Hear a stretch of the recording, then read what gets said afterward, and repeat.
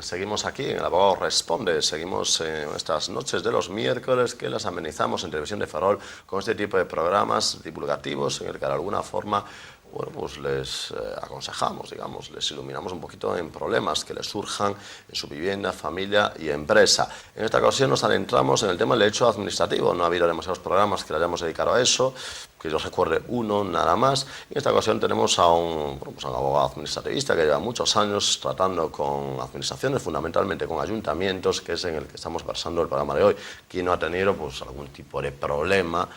que no fuese grave con su ayuntamiento, aquel al que pertenezca, Ferrol, Fene, Ares, Mugarros, Narón, cualquiera de los ayuntamientos de la comarca o de la provincia, que son más de 200.000 las personas que nos pueden seguir por Televisión de Ferrol, porque prácticamente la provincia entera puede ser vista, o sea, puede ver Televisión de Ferrol por TDT y, por supuesto, de cualquier lugar del mundo en www.tvferrol.es. Les recuerdo también que se repite este programa los sábados por la tarde y que pasados esos 2 días, pues, unos días más tarde, se cuelga en nuestra página de tvferrol.es en ese enlace que tenemos con YouTube, en donde quedan colgados todos los programas, desde el primero, desde aquel que tuvimos este 13 de octubre del 2010. Bien, seguimos aquí con Raúl Meizoso y que estamos hablando de las licencias. Hemos dicho un poco el procedimiento, pero llega el particular, la empresa, y dice, bueno, pero a mí me acarrearon un perjuicio importante la no concesión de la licencia y desembolsar unas cantidades de dinero muy importantes. Yo he tenido que pagar a Hacienda y llega la exigencia de la responsabilidad, que supongo que es donde entra el despacho. Claro, ahí evidentemente si cualquier retraso que sea culpable de la administración, bien porque se ha emitido durante determinado tiempo determinados informes que ya tendrían que haberse dispuesto, técnicos, jurídicos, etcétera, etcétera, y el particular pues no puede hacer la obra dentro del plazo, eso le ocasiona un perjuicio económico, etcétera, etcétera, o de cualquier otro tipo, pues evidentemente tiene derecho a ser indemnizado. La regla general viene dispuesto en la ley ya del procedimiento administrativo, que es que el artículo 139 que regula que los particulares tienen derecho a ser indemnizados cualquier lesión que sufran, si eso se debe a un funcionamiento anormal de los servicios públicos, normal o anormal, ¿no? En cualquier caso, que se le cause una lesión. En este caso sería un funcionamiento anormal y, lógicamente, pues habría que demostrarlo, efectivamente, que hay esa culpa, que hay ese retraso culpable o que no se le ha dado, porque a veces se tiene derecho a una licencia y el ayuntamiento, en uso de sus informes, pues la deniega por diferentes circunstancias, se va al juzgado y el juzgado pues estima que esa licencia debió haberse dado y con lo cual, aunque el juzgado pues resuelve el asunto, ha pasado un tiempo, ha tenido el particular unos gastos, ha tenido que esperar determinados años hasta que eso se ha resuelto y eso lógicamente ocasiona un perjuicio económico real y evidente y también un daño moral y lógicamente pues luego pues podría ir otra vez contra la administración por ese funcionamiento normal reclamando pues el perjuicio que digamos pues considere que ha sido merecedor, ¿no? En todo caso, en ese tipo de responsabilidades que se pueden producir por algún tipo de ilegalidad, entraría básicamente el propio ayuntamiento como tal, ¿no? Supongo que los funcionarios, los concejales de turno, no tendrían responsabilidad personal, ¿no? No, en principio la responsabilidad es patrimonial de la administración, como el ayuntamiento, como entidad local, entidad pública, ¿no? Como administración pública. En un supuesto normal de responsabilidad. Estamos hablando de un supuesto pues en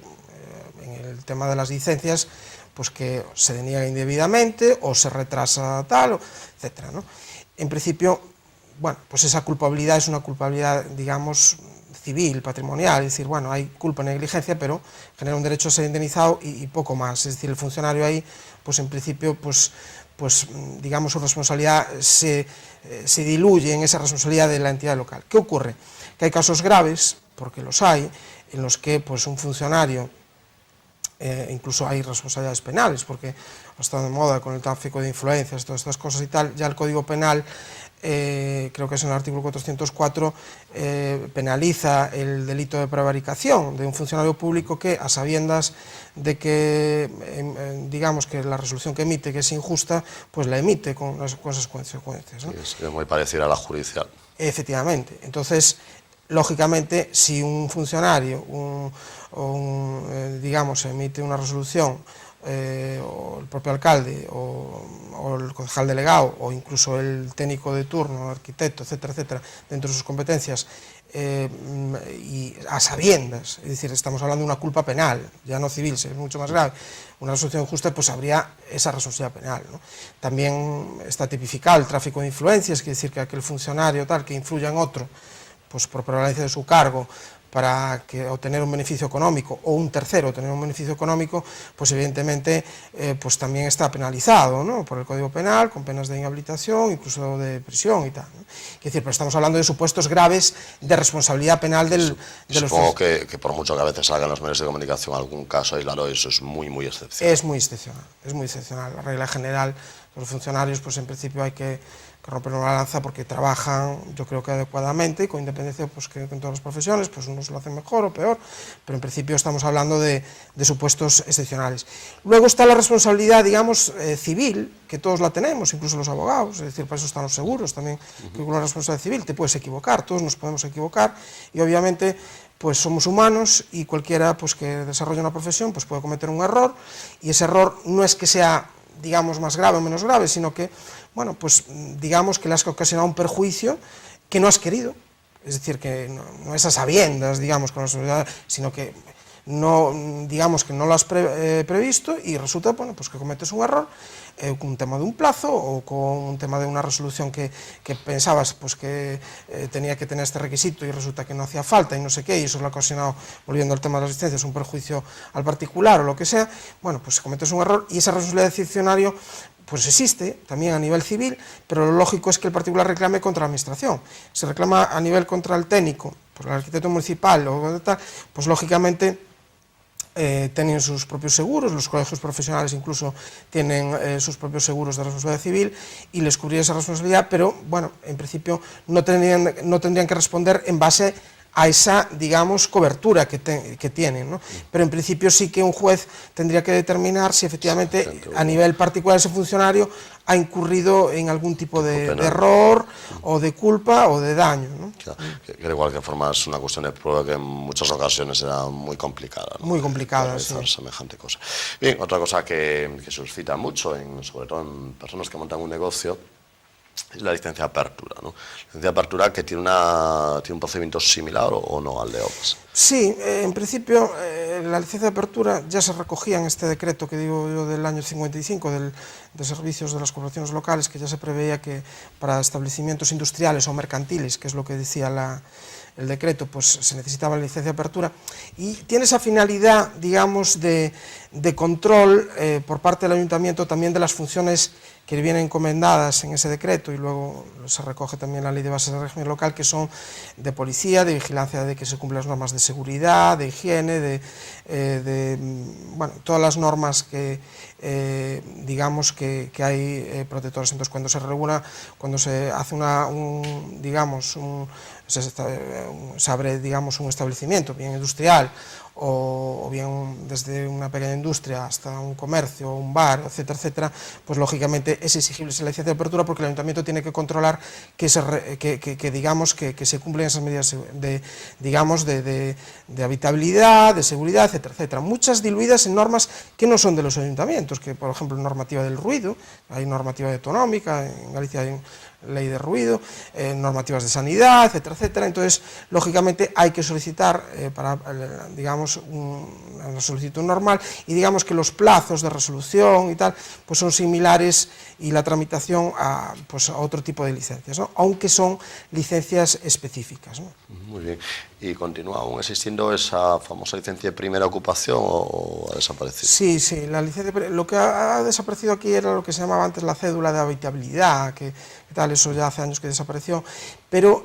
sí que, de hecho, es uno de los tipos de las licencias urbanísticas y quizás de la más importante. La licencia de primera ocupación, digamos que está definida en la ley, vamos, también en el decreto de disciplina urbanística y tal, es decir, cuando se va a ocupar por primera vez un edificio, cuando, digamos, se da de alta, pues el ayuntamiento tiene que concederte esa licencia de primera ocupación, y te la concede una vez que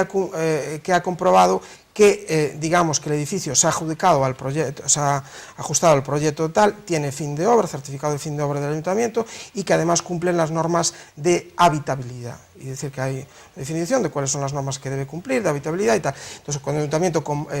digamos, controla que el edificio reúne todas las normas de seguridad,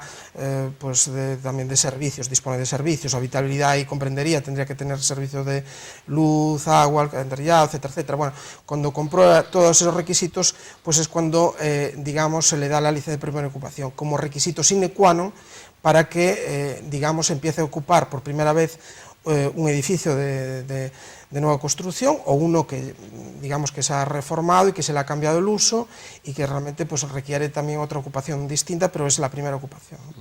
Que esas son las que, bueno, entonces de primera ocupación con las de actividad, son las que a veces de alguna forma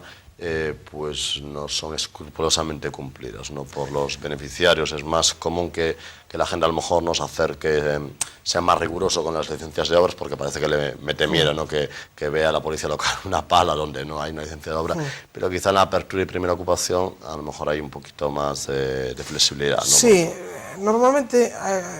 los promotores cuando ya tienen el certificado final de obra y tal, como la licencia de primera ocupación normalmente pues también es un trámite farragoso, etcétera, pues a veces ocurre que ya tienen vendidos los pisos, les mandan ir, ya están viviendo. Yo he conocido casos en los que se ha estado con luz de obra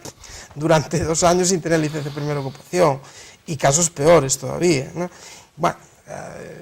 es decir, hay casos también más excepcionales, ¿no? Pero en principio digamos que un edificio pues a lo mejor está en condiciones ya mínimas de habitabilidad y pues no le dan el certificado de tal por alguna cuestión concreta o tiene que reformar pues alguna cuestión en el edificio, etcétera, etcétera, por mínimo que sea, y eso no impide que a lo mejor pues el edificio pues ya disponga de luz o disponga de tal, y que lógicamente pues el particular ya esté incorporado a su vivienda y sin embargo carezca de licencia de ocupación todavía, ¿no?